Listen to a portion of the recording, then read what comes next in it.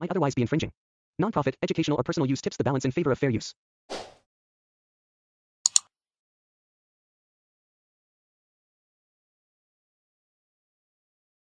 তার জন্য জ্বরের জন্য বাকিগুলো তো দেবেই, কিন্তু অ্যান্টিবায়োটিক ওই ব্যাকটেরিয়াকে মারার জন্য আমরা দুই ধরনের অ্যান্টিবায়োটিক একসাথে ব্যবহার করব। বুঝতে পেরেছি? ওকে, আমরা এর আগের দিন মাউথ সম্পর্কে আলোচনা করেছিলাম। আজকে আমরা আলোচনা করব মাউথের পরবর্তী পার্ট ফ্যারিংস, ল্যারিংস, ইসোফেগাস এবং স্টোমাক সম্পর্কে।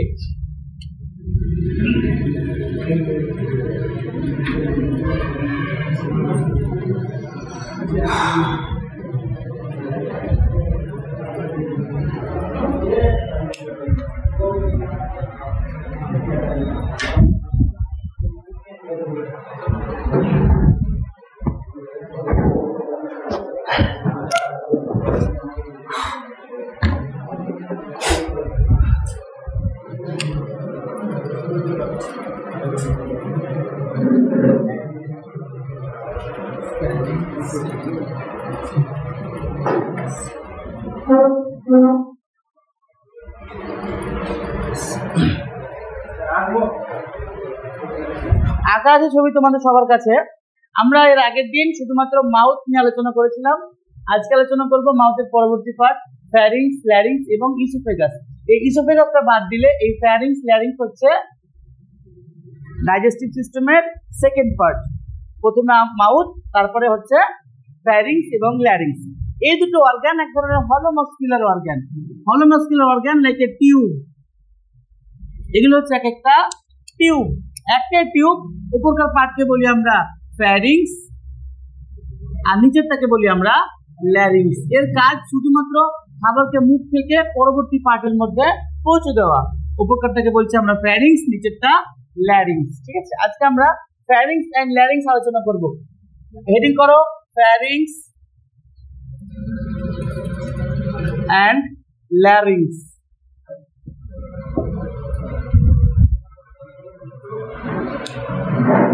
Pharynx and larynx. তুমি এখানে এসে বসো।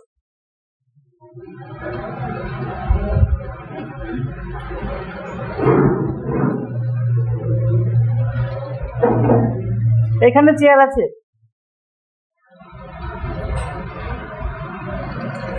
Pharynx and larynx লিখে এই ছবিটা আঁকো।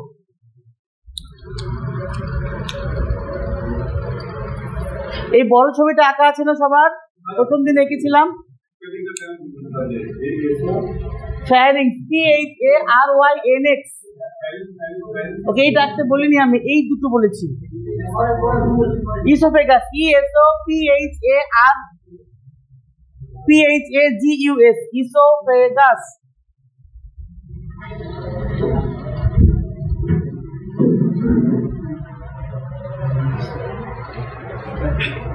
তাহলে আমরা কি হেডিং করেছি? ফ্যারিংস এবং ল্যারিংস। আজকে আমরা ফ্যারিংস, ল্যারিংস জানবো এবং ফ্যারিংস, ল্যারিংস এর মধ্যে যে সমস্ত ডিজিজ কন্ডিশন গুলো হয় আমরা সেগুলো জানবো।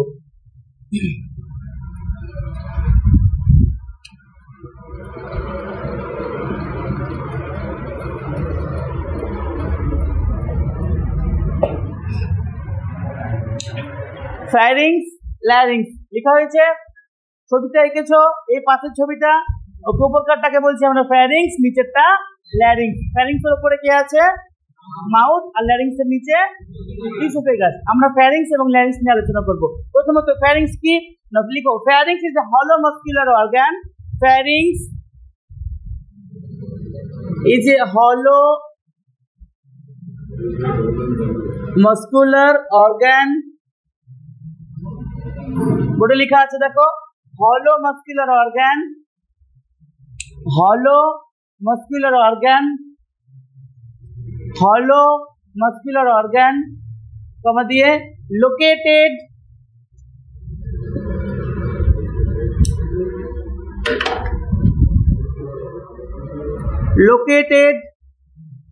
just behind the mouth.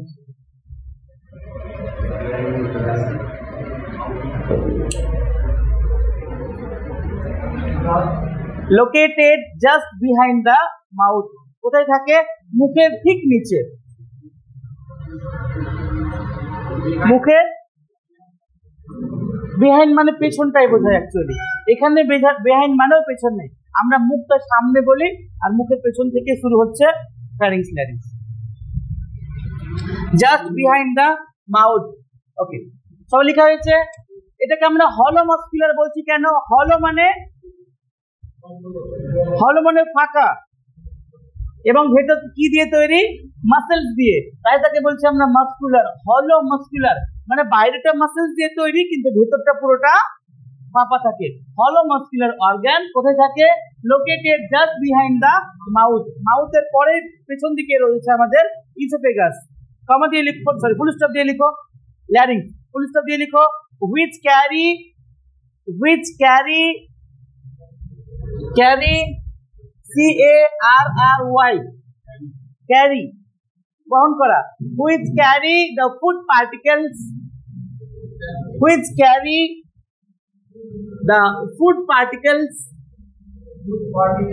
বোর্ডে লেখা আছে which carry the food particles, PARTICLES, which carry the food particles from mouth to larynx, from mouth to larynx, TO2, mouth to larynx, লিখেছো? ফুল স্টপ দিয়ে লিখো। it also helps in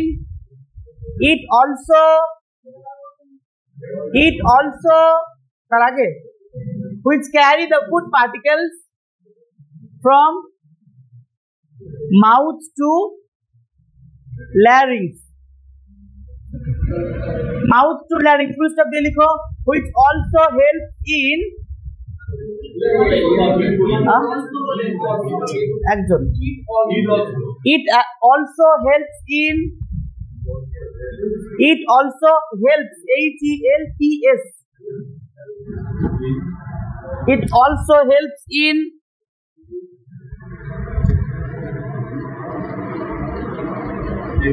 exchange in gases like O2 and CO2. Exchange in gases like O2 and CO2.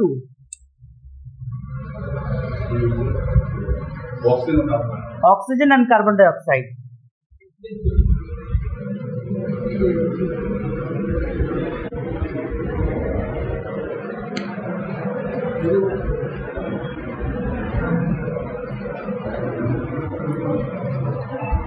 লেখা হয়েছে?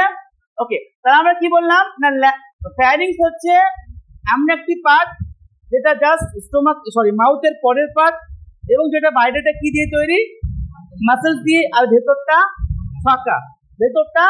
ফাঁকা, যেটা কি করে না, খাবারকে মুখ থেকে ল্যারিংস এর মধ্যে নিয়ে আসতে সাহায্য করে, এবং শুধু খাবার নয়, গ্যাসের এক্সচেঞ্জ করতে সাহায্য করে, অক্সিজেন প্রবেশ করাতেও সাহায্য করে, কার্বন ডাইঅক্সাইড বাইরে বার করতেও সাহায্য করে। তোমরা জানো মুখ দিয়ে অক্সিজেন প্রবেশ করতে পারে, মুখ দিয়েও কার্বন ডাইঅক্সাইড বাইরে বেরোতে পারে। নাক বন্ধ করলে মুখ দিয়ে অক্সিজেন প্রবেশ করানো যায়, নাক বন্ধ রাখলে মুখ দিয়েও কার্বন ডাইঅক্সাইড বাইরে বার হয়। কিভাবে প্রসেসটা অ্যাকচুয়ালি?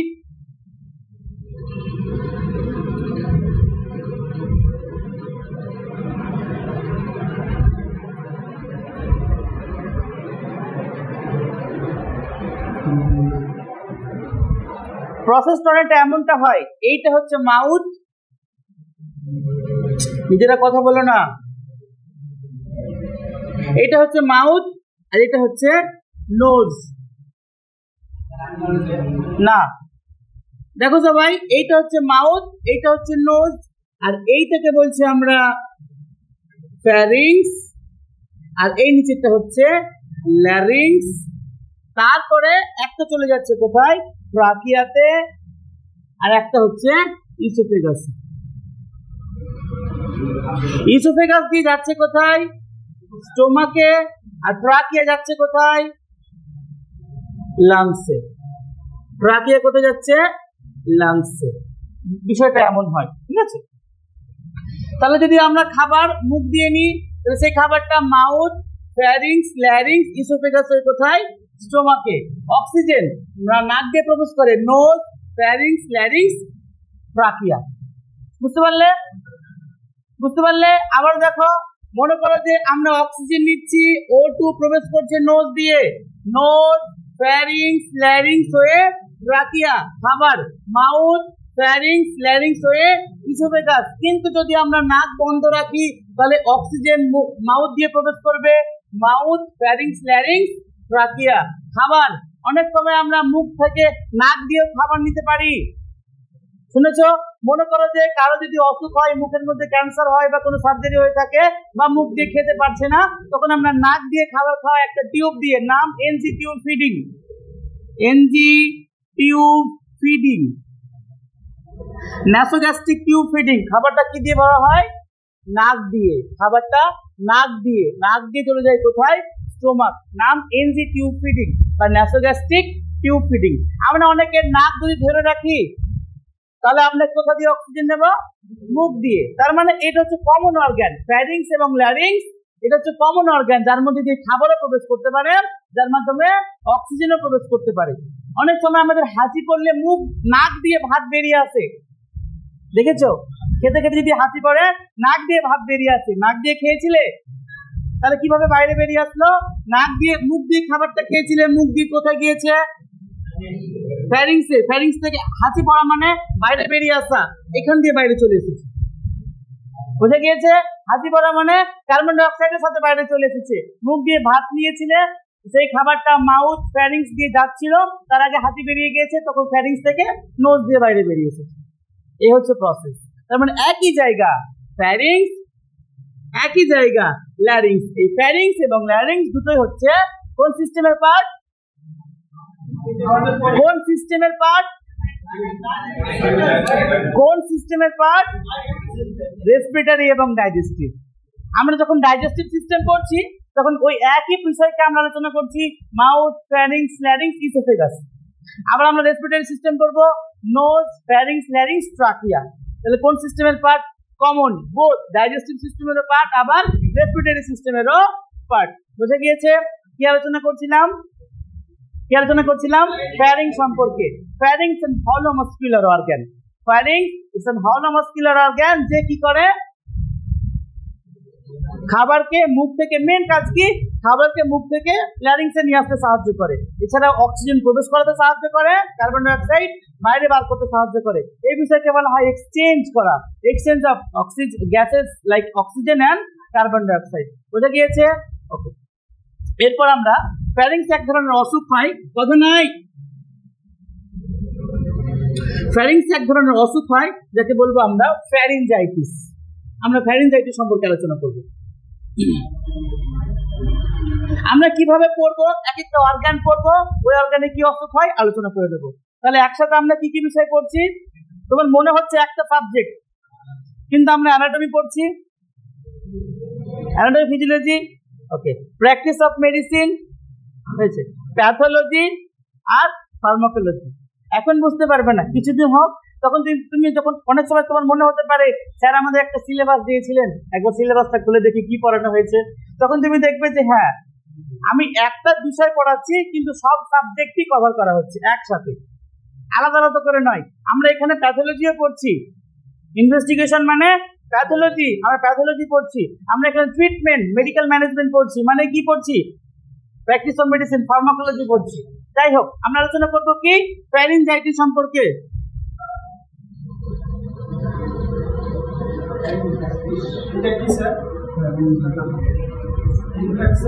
একটু ধৈর্য ধরো।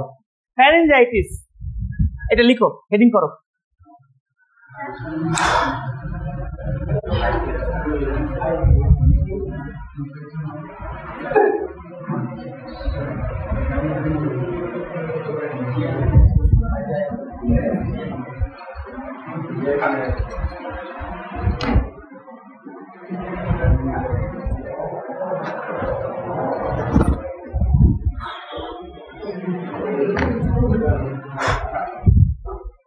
ফ্যারিঞ্জাইটিস হেডিং করেছো? ওকে, আমরা কি কোন অর্গান সম্পর্কে আলোচনা করলাম? ফ্যারিংস। ফ্যারিংস এর মধ্যে যদি ইনফেকশন হয়, ফ্যারিংস মানে সেই পাইপ, ফ্যারিংস মানে সেই টিউব যার মধ্যে দিয়ে অক্সিজেন এন্ড কার্বন ডাই অক্সাইড এক্সচেঞ্জ হয় এবং খাবার মাউথ থেকে ল্যারিংসে আসে। সেই টিউবের মধ্যে যদি ইনফেকশন হয় তাকে বলি আমরা ফ্যারিঞ্জাইটিস। আবারও বলি, তোমরা মাথায় রাখবে, যদি কোনো শব্দের শেষে এমন লেখা থাকে, যদি কোনো শব্দের শেষে এমন লেখা থাকে ITIS, তখন তাকে আমরা কি বলে মনে করব? ইনফেকশন। কোথাকার ইনফেকশন? ফ্যারিংসের ইনফেকশন। তাহলে ফ্যারিংসের ইনফেকশনকে বলবো আমরা ফ্যারিঞ্জাইটিস। ফ্যারিংসের ইনফেকশনকে বলবো আমরা ফ্যারিঞ্জাইটিস। লিখো ইনফেকশন, সরি ফ্যারিঞ্জাইটিস। ফ্যারিঞ্জাইটিস না, ফ্যারিঞ্জাইটিস এর বাংলা হয় না। ফ্যারিংস বাংলা শব্দ, মানে ফ্যারিংস এর কোনো বাংলা ওয়ার্ড নেই। ফ্যারিঞ্জাইটিস হেডিং করেছো? লিখো acute infection and inflammation. Acute, ACUTE, acute, acute infection and inflammation. Acute infection and inflammation. Acute, बोर्डे लिखा है acute infection and inflammation. INFLAMMATION. हाँ?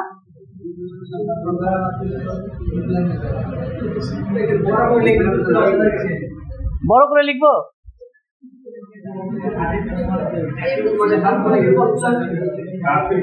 অ্যাকিউট কে? ও, আমার এটাই হ্যান্ড রাইটিং। বলো। বোর্ডটা উঁচু নয়, আমাকে উঁচু দাদা।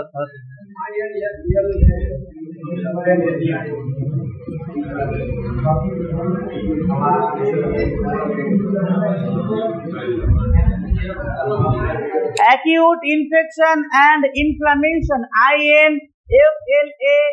INFLAMMATION. Acute infection and inflammation of the pharynx. Infection and inflammation of the pharynx.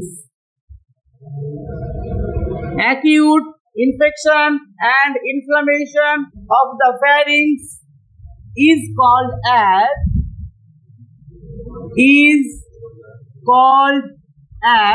pharyngitis. Is called as pharyngitis. Acute infection and inflammation of the pharynx is called as pharyngitis. Acute infection and inflammation of the pharynx is called as pharyngitis. লিখেছো? ওকে, তাহলে ফ্যারিংস এর মধ্যে infection কে বলবো আমরা pharyngitis. ফ্যারিংস এর মধ্যে infection কে বলবো আমরা ফ্যারিঞ্জাইটিস। ইনফেকশন কাকে বলবো? ইনফেকশন মানে ব্যাকটেরিয়া ইনফেকশন। তোমায় কে বলেছে ইনফেকশন মানে ব্যাকটেরিয়া ইনফেকশন? ভাইরাল হয় আর ব্যাকটেরিয়া। শুধু ভাইরাল আর ব্যাকটেরিয়া হয়? খাবার থেকে হয়। ইনফেকশন কে বলতে পারবে? ইনফেকশন কাকে বলে?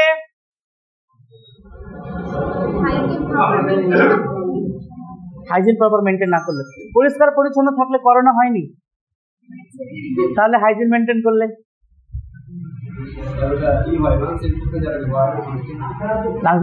করোনা। আমি একটা উদাহরণ বললাম। ইনফেকশন কে বলতে পারবে?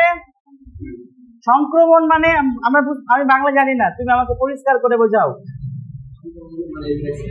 ইনফেকশন কে বাংলা ওকে বলতে বলতে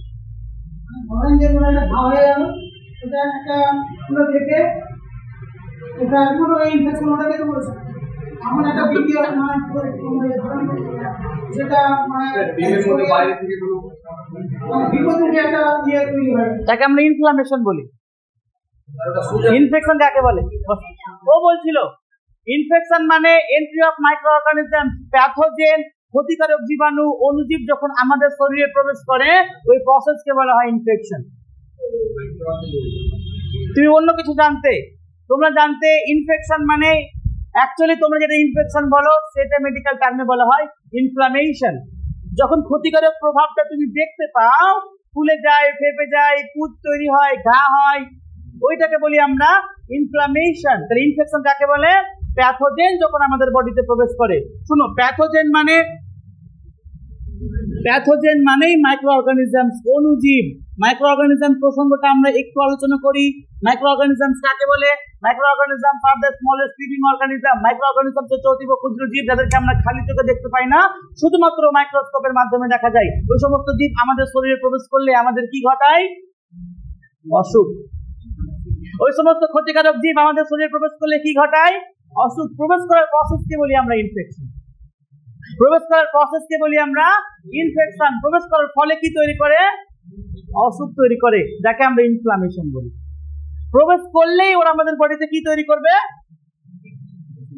প্রবেশ করলেই তৈরি করবে অসুখ। প্রবেশ করার প্রসেসকে বলা হয় ইনফেকশন।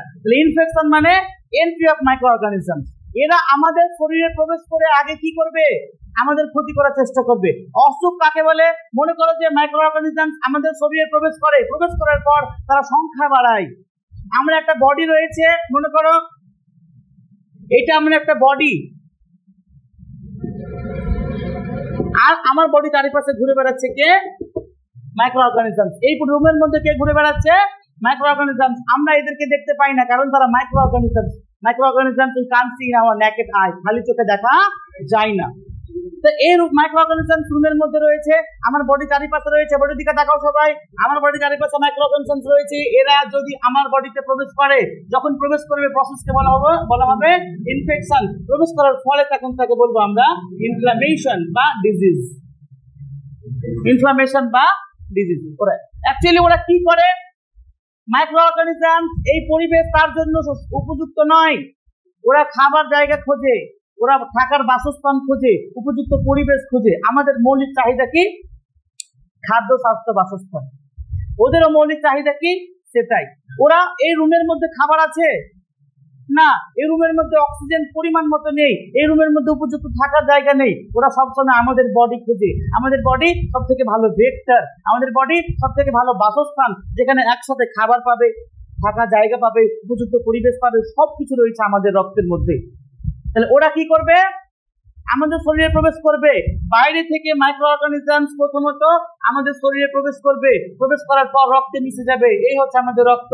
রক্তে মিশে যাবে। রক্তে মিশে যাওয়ার পর কজন প্রবেশ করেছিল? একজন। কজন প্রবেশ করেছিল? একজন। ও দেখছে, আরে তাহলে সবকিছুই রয়েছে। আমাদের কাছে যখন খাদ্য, স্বাস্থ্য, বাসস্থান থাকে, তখন আমরা কি করি? বিয়ে করি। 1 থেকে 2 হয়, 2 থেকে 4, আস্তে আস্তে সংখ্যা বাড়ে। মাইক্রো অর্গানিজম যখন আমাদের বডির মধ্যে প্রবেশ করে, প্রবেশ করার পর যখন দেখে সমস্ত কিছু রয়েছে, থাকার জায়গা রয়েছে, খাবার রয়েছে, তখন তারা 1 থেকে 2, 2 থেকে 4, 4 থেকে 5, 4 থেকে 8, 8 থেকে 16, 16 থেকে 32 এমন করে বাড়তেই থাকে। যখন বেড়ে যায় তখন কি আমাদের বডির ওপর এফেক্ট করে। একজন প্রবেশ করলে আমাদের কোনো ক্ষতি হয় না। যখন সেটা সংখ্যায় অনেকটা পরিমাণ বেড়ে যায়, তখন গিয়ে তারা আমাদের বডির ক্ষতি করে। তাকে বলি আমরা ইনফ্লামেশন। তাকে বলি আমরা ইনফ্লামেশন। একটা প্রবেশকে বলা হয় ইনফেকশন। একটা প্রবেশ করে আমাদের কোনো ক্ষতি করতে পারে না। অনেকগুলো যখন ওই একা প্রবেশ করে সংখ্যায় যখন বাড়িয়ে তুলবে, অনেক যখন সংখ্যা যখন অনেক হয়ে যাবে, তখন অনেকেই আমার বডি কি করা শুরু করবে? ক্ষতি করা শুরু করবে। এই প্রসেসকে বলি আমরা ইনফ্লামেশন। বুঝতে পেরেছো? সবাই বুঝতে পেরেছো? ওকে, বুঝতে পারিনি? অ্যাকিউট মানে হঠাৎ করে, আর ক্রনিক মানে দীর্ঘদিন ধরে, স্লো স্লো। ওকে, অনেকেই বুঝতে পারোনি। আমরা একটা উদাহরণ দেখি।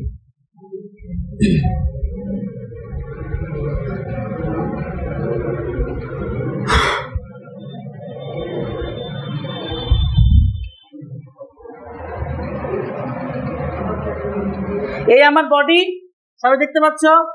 ওকে, এই বডির মধ্যে বাইরে থেকে কে প্রবেশ করার চেষ্টা করছে? Micro organism. তাহলে আমার বডির কোনো কাজ নেই, অনায়াসে যে যখন প্রবেশ করবে তাকে প্রবেশ করতে দেবে না। যাতে করে বাইরে থেকে কেউ আমার বডিতে প্রবেশ করতে না পারে, তাই আমার বডির সারা পুরো বডি জুড়ে রয়েছে পাহারা, নাম বিএসএফ। আমাদের দেশকে প্রোটেক্ট করে রাখে কে? বিএসএফ, যেন অন্য দেশ থেকে আমাদের দেশে কেউ প্রবেশ করতে না পারে। তাদেরকে বলি আমরা ইউনিট। তাকে আমরা কি বলি? ইমিউনিটি। ইমিউনিটি কমপ্লিটলি আমাদের বডিকে প্রোটেক্ট করে যাতে করে বাইরে থেকে কোনো একটা মাইক্রো অর্গানিজমস আমাদের দেহে প্রবেশ করতে না পারে। তাহলে যখনই কোনো প্যাথোজেন, কথা নাই, এই রুমের মধ্যে সব জায়গায় মাইক্রো অর্গানিজমস আছে, তাহলে কেন ইনফেকশন হচ্ছে না? কি আছে? প্রোটেকশন ক্ষমতা রয়েছে, ইমিউনিটি পাওয়ার রয়েছে, তাই মাইক্রো অর্গানিজম আমাদের বডিতে প্রবেশ করতে পারছে না। তাহলে কেন ইনফেকশনটা হয়? যখন তুলনামূলকভাবে আমাদের ইমিউনিটি পাওয়ার কমে যায়। বুঝে গিয়েছে?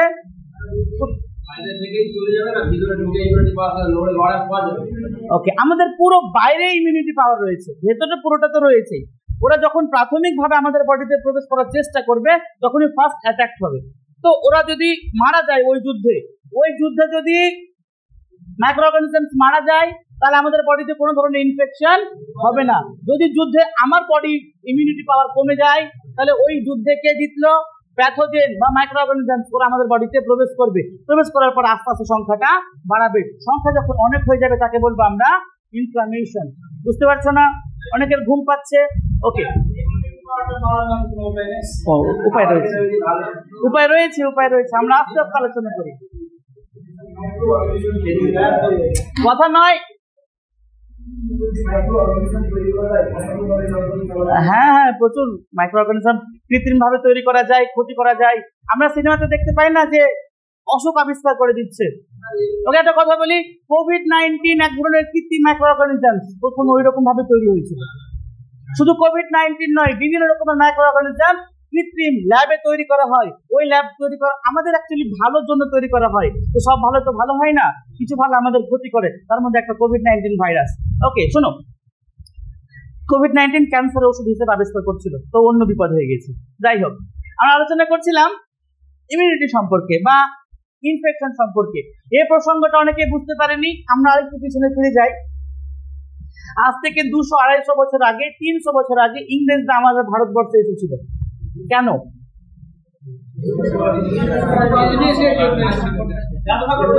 ব্যবসা করতে। এইটা আমাদের ভারতবর্ষ, ইংরেজরা এসেছিল মাইক্রো অর্গানিজম হিসেবে। আসার পর যেহেতু প্রোটেকশন ক্ষমতা ছিল না আমাদের ভারতবর্ষের, অনায়াসে যে কেউ চলে আসতো, কখনো মোগল, কখনো আরো বিভিন্ন দেশ থেকে যে যখন পেরেছে আমাদের ভারতবর্ষ চলে এসেছে। ইংরেজরা কিছু একটা উদ্দেশ্যে আমাদের ভারতবর্ষে এসেছিল। ভারতবর্ষে আসার পর প্রথমে কয়েকজন মিলে এসেছিল। প্রথম কতজন মিলে এসেছিল? 17 জন। 17 জন মিলে এসেছিল। কি করার জন্য? বিজনেস করার জন্য। ইংল্যান্ডে সর্বপ্রথম শিল্প বিপ্লব হয়েছিল। শিল্প বিপ্লবের ফলে ওরা শিল্প আবিষ্কার করেছিল। এই যে শার্ট আজকে আমরা 300 টাকায় পড়ছি, ভারতের এই শার্ট যদি তৈরি করে ভারতের টেকনোলজি অনুযায়ী, তাহলে এই শার্টের দাম দাঁড়াবে 6000। এবং তখন আমরা শার্ট পরতে পারতাম না। এই যে শার্ট, ব্র্যান্ডেড যে শার্টগুলো বা ড্রেসগুলো সব কিন্তু ইংল্যান্ড থেকে ভারতবর্ষে এসেছিল। প্রথমবার ইংরেজরা নিয়ে এসেছিল। ওরা যেহেতু শিল্প বিপ্লব ঘটিয়েছিল, ওরা বিভিন্ন রকমের মডার্ন ড্রেস জিনিসপত্র আবিষ্কার করে ভারতবর্ষে বিক্রি করার জন্য এসেছিল। প্রথমে কয়েক গোছা নিয়ে আসলো, আসার পর দেখলো আরে তো ভালো জায়গা, আমরা যা বলবো তাই, এদিক তো বুদ্ধি নেই না, আমরা তো মূর্খ ছিলাম, আমরা অশিক্ষিত ছিলাম, আমাদেরকে যা বলতো আমরা তাই মেনে নিতাম। ওরা ভাবলো তাহলে আরো লোকজন নিয়ে আসে। ওরা কি করলো? ওরা থেকে গেল, আরো লোকজন নিয়ে আসলো। আস্তে আস্তে আস্তে আস্তে কয়েক হাজার যখন লোক হয়ে গেল, তারপরে গিয়ে ভারতীয়দের ওপর অত্যাচার করলো। যখন প্রবেশ করেছিল কয়েকজন মিলে, তাকে আমরা ইনফেকশন বলছি। ভারতে চলে আসার পর যখন লোক সংখ্যা বেড়ে গেল, একটা সময় পুরো আমাদের ভারতবর্ষকে দখল করে নিল। এই প্রসেসকে আমরা বলছি ইনফ্লামেশন। প্রবেশ করার প্রসেসকে বলছি ইনফেকশন। যখন আমাদের ক্ষতি করা শুরু করলো, মারতে শুরু করলো, সাম্রাজ্য বিস্তার করতে শুরু করলো, শাসন করা শুরু করলো, তখন তাকে বলছি আমরা ইনফ্লামেশন। তাহলে ইনফেকশন মানে প্রবেশ করা, আর তার ক্ষতি করা প্রসেসটাকে বলি আমরা ইনফেকশন। এবার তুমি দাঁড়াও, বলো, বুঝতে পেরেছো? তাহলে আমরা যেটাকে ঘা বা মনে করতাম, যেটাকে আমরা ফুলে গিয়েছে বলে মনে করছি, ওটা অ্যাকচুয়ালি কি? ইনফ্লামেশন। ইনফেকশন বসে। ইনফেকশন আমাদের যখন হয় আমরা টেরই পাই না। ইনফেকশন যখন আমাদের হয় আমরা বুঝতেই পারি না, ওটা ইন্টারনাল ম্যাটার। আমরা কখন গিয়ে ফিল করি যে আমাদের অসুখ হয়েছে? যখন তার ক্ষতিকারক প্রভাবটা বিস্তার হয়, ইনফ্লামেশন যখন হয়। তুমি ঘুমিয়েছিলে, ঘুম থেকে ওঠার পর দেখছো তোমার চোখটা ফুলে গিয়েছে, লাল হয়ে গিয়েছে, যাকে আমরা কনজাংটিভাইটিস বলছি। চোখটা ইরিটেশন ফিল হচ্ছে, করকর করছে, কিছু একটা আছে বলে মনে হচ্ছে, একে আমরা কি বলছি? ইনফ্লামেশন। কি বলছি? ইনফ্লামেশন বা conjunctivitis, inflammation of the conjunctiva. ওই সময় হয়েছে 3 দিন আগে মাইক্রো অর্গানিজম তোমার চোখে প্রবেশ করেছে। 3 দিন আগে মাইক্রো অর্গানিজম প্যাথোজেন তোমার চোখে প্রবেশ করেছে। 2 দিন পর্যন্ত ওরা কোনো কিছু করেনি, চুপচাপ ছিল, শুধু সংখ্যাটা বাড়াচ্ছিল। যখন সংখ্যাটা অনেকটা হয়ে গিয়েছে তখন তোমার চোখকে লাল করে দিয়েছে, তখন তোমার চোখকে ফুলিয়ে দিয়েছে, তখন তোমার চোখটাকে ইরিটেশন ফিল করাচ্ছে, চোখটা করকর করছে, কিছু একটা আছে বলে মনে করাচ্ছে। তাকে আমরা কি বলছি? ইনফ্লামেশন। কতদিন পর? 3 দিন পর। কবে প্রবেশ করেছে? 3 দিন আগে। আমরা আরো একজনের নাম শুনি, নাম HIV, human immuno deficiency virus নামক এক ধরনের ভাইরাস আমাদের পরিবেশের মধ্যে থাকে। এই ভাইরাস খুব স্বাচ্ছন্দ্যে অনায়াসে আমাদের শরীরের মধ্যে প্রবেশ করতে পারে রক্তের মাধ্যমে বা সিমেনের মাধ্যমে, বীর্যের মাধ্যমে বা রক্তের মাধ্যমে। এরা আমাদের বডিতে প্রবেশ করলো, প্রবেশ করার পর কিছু করে না, চুপচাপ বসে থাকে। 1 দিন, 2 দিন, 1 মাস, 2 মাস, 1 বছর, 2 বছর, 5 বছর, 7 বছর, সর্বোচ্চ 10 বছর পর্যন্ত এই মাইক্রো অর্গানিজম 10 বছর পর্যন্ত সংখ্যাটা বাড়ায়। তাহলে 5 বছর, 4 বছর, 3 বছর এতদিন কেটে যায়, তবুও মাইক্রো অর্গানিজম যে রয়েছে আমাদের বডিতে কোনো ইফেক্ট দেখাচ্ছে না। ইফেক্ট দেখাচ্ছে না মানে আমরা কি বুঝতে পারছি না? ইনফ্লামেশনটা বুঝতে পারছি না। কিন্তু কি হয়েছে? ইনফেকশন হয়েছে। কতদিন পর কি আমরা বুঝবো? 10 বছর পর। যদি কারো বডিতে HIV প্রবেশ করে, অসুখটা কখন গিয়ে দেখায়? HIV মানে কি অসুখ? এইডস। HIV প্রবেশ করলে কি অসুখ? এইডস। কতদিন পর বোঝা যায়? 10 বছর পর। 10 বছর পর্যন্ত তার শুধু কি হয়েছিল? ইনফেকশন। ইনফেকশনকে আমরা অসুখ বলি না, ইনফেকশন মানে অসুখের স্টার্টিং পয়েন্ট। তখন তাকে আমরা অসুখ বলি যখন ইনফ্লামেশন হয়। আমরা কার ইনফ্লামেশন সম্পর্কে আলোচনা করছিলাম? ফ্যারিঞ্জাইটিসের ইনফ্লামেশন সম্পর্কে আলোচনা করেছিলাম। ফ্যারিংসের ইনফ্লামেশন সম্পর্কে আলোচনা করছিলাম। ফ্যারিঞ্জাইটিস বা ফ্যারিংসের মধ্যে ইনফ্লামেশন, অর্থাৎ ফ্যারিংসের মধ্যে মাইক্রো অর্গানিজম প্রবেশ করেছে। সেই মাইক্রো অর্গানিজম প্রবেশ করার পর ফ্যারিংসের মধ্যে ইনফ্লামেশন ঘটিয়েছে, যাকে আমরা বলছি ফ্যারিঞ্জাইটিস। কেন হয়েছে ফ্যারিঞ্জাইটিস? মুতফাবাই কজেস বলো।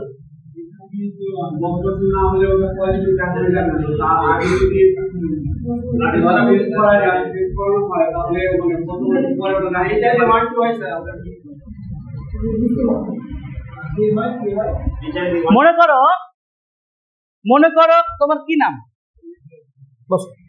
এমডি ফিরোজ শেখের শরীরে মাইক্রো অর্গানিজম হিসেবে HIV প্রবেশ করে গিয়েছে। সিমটমস দেখাবে না, কিন্তু ব্লাড টেস্ট করালে তখন দেখাবে তোমার শরীরে HIV আছে। ব্লাড টেস্ট করালে দেখাবে। হ্যাঁ, কি ব্যবস্থা করবে? HIV এমন এক ধরনের প্যাথোজেন, এমন এক ধরনের মাইক্রো অর্গানিজম, একবার যদি আমাদের শরীরে প্রবেশ করে তাহলে কোনো উপায় নেই তাকে মারার। না, আমাদের বডি মানে ব্লাড, প্রবেশ করলে মানে ব্লাডে প্রবেশ করে, শুরু না করলেও ওরা কার্যকলাপ শুরু করেনি, প্রিপারেশন তো হয়ে গিয়েছে। ওকে তো তুমি আর মারতে পারবে না, ওরা কিছুদিন পরে কার্যকলাপ শুরু করবে, তাকে মারা যাবে না। না, আটকানো যাবে না, তারা তার সিমটম দেখাবে। আমরা ক্ষতিকারক প্রভাবটাকে কমাতে পারি, তাকে মারতে পারি না। ওরা যে যে জায়গাগুলো ক্ষতি করবে আমরা সেগুলোকে মেকআপ করাতে পারি। ইমিউনিটি পাওয়ারকে কমিয়ে দেবে, আমরা ইমিউনিটি পাওয়ার বাড়িয়ে রাখার চেষ্টা করতে পারি, কিন্তু মারতে পারি না। মেডিসিন তৈরি হয়নি, তাহলে বাচ্চার কোনো ক্ষতি হবে না, বাচ্চার কোনো ক্ষতি হবে না। HIV যদি হয় তাহলে বাচ্চার কোনো ক্ষতি হবে না, কিন্তু অনেক সময় ডাক্তাররা বলে যদি ফার্স্ট স্টেজে থাকে, মানে প্রথম 3 মাসের মধ্যেই হয়, তাহলে না নেওয়াই বেটার। কারণ পরবর্তী সময় বাচ্চাকে ঠিকঠাক ভাবে ডেভেলপমেন্ট হবে না, বাচ্চাকে ব্রেস্ট ফিডিং করাতে পারবে না মা। মায়ের HIV থাকলে বাচ্চার HIV হবে না, কিন্তু বাচ্চার আরো অন্যান্য সমস্যা হবে। প্রথম দিকে হলে আমরা বাচ্চাকে নষ্ট করে দিতে পারি। অসুখ কেন হয়? প্যাথোজেন প্রবেশ করলে অসুখ হয়। HIV মানে অ্যাকচুয়ালি HIV নয়, আমাদের অসুখের নাম হচ্ছে এইডস, প্যাথোজেনের নাম বা মাইক্রো অর্গানিজমের নাম HIV। এই HIV রক্তের মাধ্যমে এবং সিমেনের মাধ্যমে আমাদের বডির মধ্যে ট্রান্সফার হয়। সিমেন মানে বীর্য, মানে সেক্সুয়াল ইন্টারকোর্স, রিপ্রোডাক্টিভের মাধ্যমে বা রক্তের মাধ্যমে। ঠিক আছে, তুমি কারো দেহ থেকে রক্ত তোমার দেহে নিয়ে নিয়েছো, ওকে, এটা তো বড় বিষয়।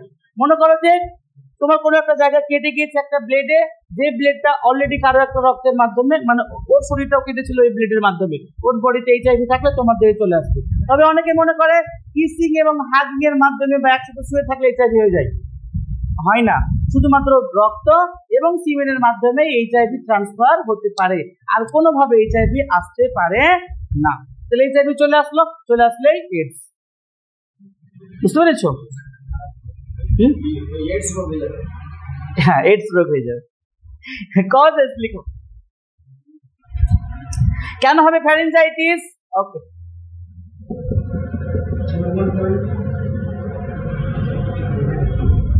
এন্ট্রি অফ স্ট্রং, কথা নয়,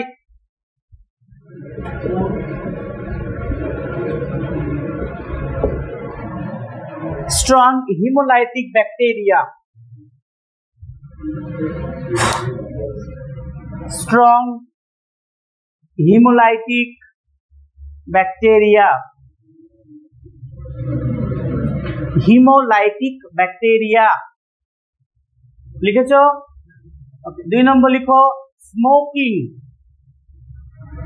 smoking, smoking,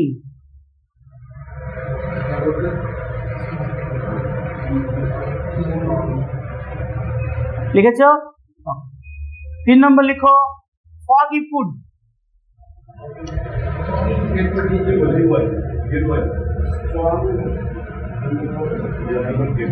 foggy food, foggy, fog মানে কুয়াশা। foggy food খেয়েছো? হ্যাঁ, foggy food কেউ মেলাতে পাওয়া যায়। হ্যাঁ, foggy একটা খাবার যেটা প্রচন্ড গরম, যেখান থেকে ধোঁয়া বেরোচ্ছে এক ধরনের। মেলাতে পান কিনে পাওয়া যায়, যেখান থেকে ফায়ার পান, যেখান থেকে আগুন বেরোচ্ছে। ঠিক আছে, আবার কেএফসি নাম শুনেছ? ওকে, বরং মালদায় আছে কেএফসি, শুধু কেএফসি রেস্টুরেন্ট, ওখানে এক ধরনের চিকেন পাওয়া যায়, ফগি চিকেন, তো ওখান থেকে ধোঁয়া বেরোয়। ওই সমস্ত জাতীয় খাবার কিংবা তোমার ধোঁয়া, স্মোকিং, ওরা ফ্যারিংসের মধ্যে কি করে? ইনফেকশন ঘটায়। Foggy food, okay, foggy food. Lime soda, next বলো। গরম খাবার ধোঁয়া বেরোবে এমন খাবার, lime soda,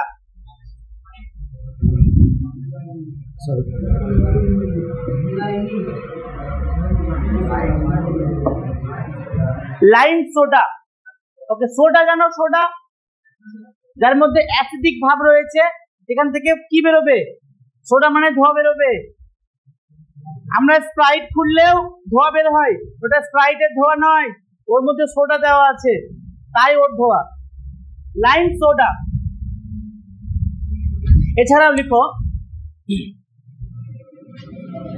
coated drug, sorry, coated fruits, coated, COATED, COATED, coated fruits, fruits, ফল, ফল, coated fruits, dry fruits, DRY, coated